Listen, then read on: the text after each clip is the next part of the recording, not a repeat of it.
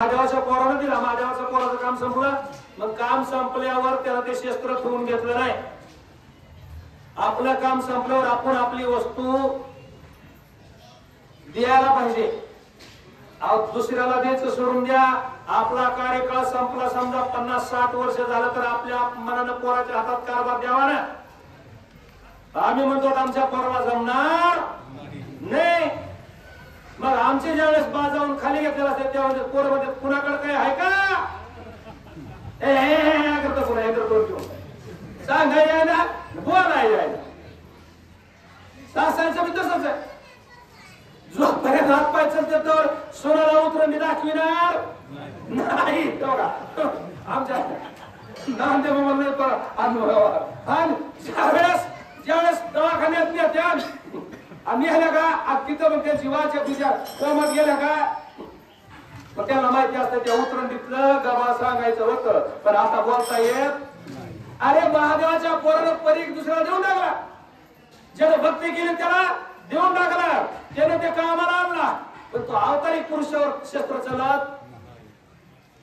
मला काय म्हणायचं ओळखून घ्यावं का? अवतारी पुरुषावर शस्त्र चलत नाही. देवाच्या भक्तावर करणी तोडगान भूत बाहेरवासा चलत नाही. आणि ज्याच्यावर चलत असन तो देवाचा भक्तच नाही. लावायचं नाही. गळ्यात पांडुरंगाची माळ घालून मारोत्राची भक्ती करत असताना जर तुम्हाला तोडगान करणी होत असेल का तर तुम्ही कुठेतरी कसे जाऊ होणारच नाही. रामावर त्याने परीख टाकला. रामाला काय झाला? रामानं परीखा सहित हात तोडून टाकला. ही दैवी शक्ती असते. आणि तशी अवस्था झाली. 14,000 मेले. तो राईट तो बी मेला. राहिले होते 2 ते कालच्या शनिवारीच मेले. राहिले होते का ते कालच्या शनिवारी मेले. पुढच्या शनिवारी आधी सांगू का? पुढच्या शनिवारी नाक कापलेली मावशी 14,000 मावश्या घेऊन राजा रावणाची कोपाटी लावायला बँड लावून जात आहे. हो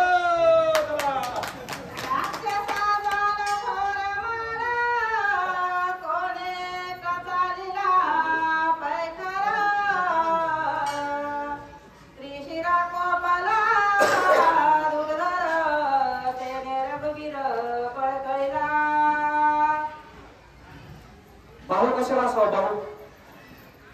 भावाला मारायला, भावाचं वाटोळ करायला. एक आपली खाजगी मन आहे शास्त्रात सोडून भावाचं बळ आणि स्वैर्याची संपत्ती लोकांमध्ये काय कामाची याच्या विरोधात चला. भावाचं बळ कधीतरी कामाला येणार आणि स्वैर्याची संपत्ती सुद्धा दादा कधीतरी कामाला येणारच. स्वैर्याची नाही, ओळखीच्या मित्राची सुद्धा कामाला येते. पण आपल्याला कुणालाच कुणीच भेटत नाही. आपण फक्त बाहूच बारीक करायचा प्रयत्न करतो. ह्याच्यापेक्षा मी पुढे का झालोय, याच्यापेक्षा मी पुढे आहे. तू कसं पुढे जाशील रे? बाबाला बारीक करून मोठं होता येत नाही. गेल्या शनिवारी मी सांगितलं रामाला मोठं केलं. कुणा लक्ष्मण, भरत, शत्रुघ्न त्यांनी त्याला मोठं केलं. मग ह्यांची नाव आज आपण घेतो का नाही? त्याने जर रामाला बारीकच केलं असतं रामात पाय देऊ नसता तुम्हाला कोणी विचारित होत? आता तुम्ही म्हणता हे कुणीकडे रामायण चाललंय की कुठून हा राजी आता लांब व्हा. रामायणच आहे. विषय तिकडे घेतला. काय घेतला? दुष्यंत मिळाला. भावाचं सांगायला कोणी दुष्यंत मिळाल्यावर त्रिशरण खारणं पळून जायला पाहिजे होतं. मी बघण्यावाले की शास त्याच्यासाठी भाव असावा लागतो. भाऊ पाठराखी असतोच बघा. किती बी भावासमोर दुश्मनी असू द्या आणि आपल्याला भावात येतात. आपल्या भावाच्या समोर दुसऱ्याला दक्षिणेला धरा, 2 आपल्या मुस्कडीत माराव. भाऊ खरं खोटं बघणार नाही. भाऊ येऊ सोडणार, त्याच्या गचीला धरणार आणि त्याच्या 2 मुस्कडात जे उद्या निर्णय चुकीचा असेल नाही तर खरा असेल केल्याशिवाय राहणार नाही. त्याला भाऊ म्हणते. आणि जो भावाचा काकड्या मोडतो का त्याला भाऊ म्हणते. भावामध्ये एवढा फरक आहे. ते राक्षस होते. त्रिशरा आणि खर त्यांचं वर्णन लय मध्ये आलंय. त्रिशला म्हणजे 3 जवानीवाला, खर म्हणजे गाढवा सारखा. गाढवाला खरे काही ठिकाणी गाढवा देव दिसला. उद्या त्यांचा कार्यक्रम आहे सृष्टीचा. त्याला देव कसा दिसला? गाढवा. पण काही माणसं होते त्याला एकनाथ महाराजात सुद्धा देव दिसला नाही. नातात देव दिसला नाही त्या लोकांनी. नाताला वाळी टाकलं या लोकांनी. नाताला वाळी टाकलं. याच्या इथं पितृ देवा द्यायचं नाही, याच्या लग्नाला जायचं नाही. मग गाढव चांगलं का वेदशास्त्र संपन्न चांगलं? लय देव देव करणारा चांगला का आड आणि माईला माय बहिणीला बहीण म्हणणारा चांगला? माळा 25 नजर नाही ठिकाणीवर कोणचा चांगला? आपलं सगळं पण बिगर माळेवाला चांगला. त्याला जर माईला माय बहिणीला बहीण कळत असेल का तो चांगला. हेंद्रिया तोंडाचं जर 5-5 गंध लावून जर इकडे तिकडे बघत असेल का काय काम असणार? तो खर होता. रामाच्या हाताने मराला. कशामुळे? बाहुब्याला. वाचणार नाही. मरण पण भावासाठी मरण. जगन भावासाठी जगन. यांची सखी बहीण होती का? यांची कोण सखी होती? सख्या बहिणीचं नाक कापलं नव्हतं तरी मरायला तयार झाले. मानलेली होती. भागवतामध्ये एक होईल कुठे महाराज, माणसानं एखाद्या स्त्रीचा जर कोणी अपमान तिच्या आबरूशी खेळत असेल का त्या ठिकाणी आपण मरा, तुम्हाला वैकुंठ मिळाल्याशिवाय राहणार नाही. तिची इज्जत वाचवा. करून मोक्ष मिळत नाही. वही वाचून दाखवतो तुम्ही सगळे ज्ञानी आहे. महावनी पापीये उघडी केली विपाये तो ते नेसल्या विन न राहे शिष्टो जैसा.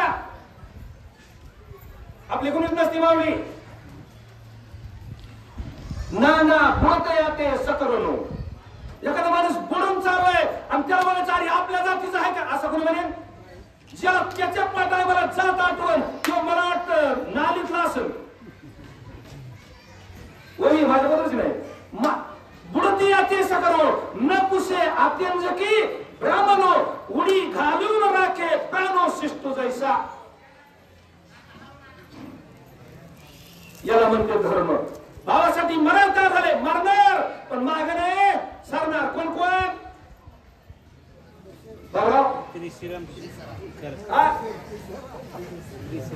कठाळाला माझ्या पायाला इलातून 10,000 पाया पडून एवढ्या बाबाला आशीर्वाद जागा नव्हता मला माझ्या पाया तरी कसा पडता जवळच्या सुधरा ना माझ्या आशीर्वादात बाबाला झालं काय उपयोग आहे उगा जात आहे.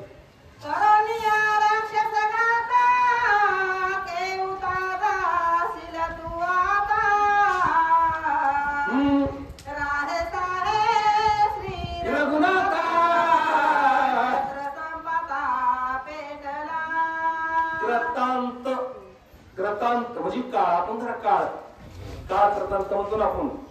काळ एकदा आला का काळ रिकाम्या हाताला जातो का यादव महाराज? पण काळ बी आला तरी माणसाला रडायचं नाही. एक अभंग आहे बघा. काळ देहासी आला आम्ही आनंदे झटकच नाही. काळ देहासी आला आम्ही आनंदे काळ देहासी आला. काळ बी खायला आला. हसत काळाच्या पुढे वाजवतो तो सूर असतो. सूर वळखावा रणी आणि साधू वळखावा मरणी. हे सूर होते. तो सूर तो काय पांढऱ्या कदम याला दुष्यंत तरी सुद्धा म्हणे उभार म्हणले उभार पळून जातो का? आता हे पळून जाणार होतं का? ही म्हणजे पळून जाऊ नको. आम्ही तुला मारणार आहे. आमच्या भावाला मारलास आम्ही जिंकू किंवा मरो पण मागे नाही सरो. त्याला म्हणायचं वीर. आता आपलं कसं आहे आपला आपला हिशोब लावित बसा. चला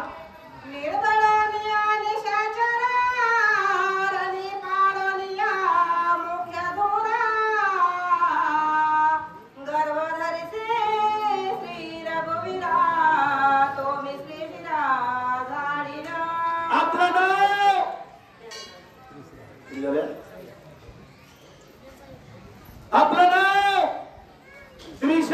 त्रिशला तुला वाटत असेल 14,000 राक्षस मारले दुष्यंत मारला आणि त्याचा अभिमान विभीषण महाराज मुंडे चांदरकर अभिमान चला 4 राहिले असते 4 होता दोघांना अभिमान तुला येईल आणि एकदा अभिमान आला की अभिमानाचं घर घालू कुठं असतं खाली देवाला सगळं समजत देव सगळं सपाटून घेतो पण अभिमान सपाटून घेत नाही देवाला अभिमानासारखं जड काहीच होत नाही तिळबरी जरी एक तिळा एवढा अभिमान आपल्याला झाला का देवाला वाटतं माझ्या डोक्यावर एक दगड मोठा पर्वत ठेवला आणि मग अभिमानाचे नियम हे किचकट ओवी आहे देवाचे नाम नस आहे बापा ते मने शेवटी हे तशी ज्याला अभिमान असतो का थोडाफार ज्ञानाचा गर्व असतो का ते बापाला सुद्धा माहित नाही देवाला सुद्धा माहित नाही ते गोष्टीमध्ये देवापेक्षा मोठा माझ्यामुळे देव आहे असं काही पंडित असते मग ह्याला अभिमान तुला बघलो कोणाला म्हणताय रामा तू म्हणशील की एक दुसरं मारलाय 14 पैलवान मारले का रे आधी 14 पैलवान पुन्हा 14,000 मारले आणि पुन्हा वाटण की आता आपला हात दाबणार कोणी नाही आणि एक त्रिशर आहे 3 मुंडके त्रिजबानी आहे काही बी करू शकतो आणि तू जर आपल्या नादी गेलास तर तुला स्वयंपाक गोष्ट मी सोडणार नाही हरे बाबा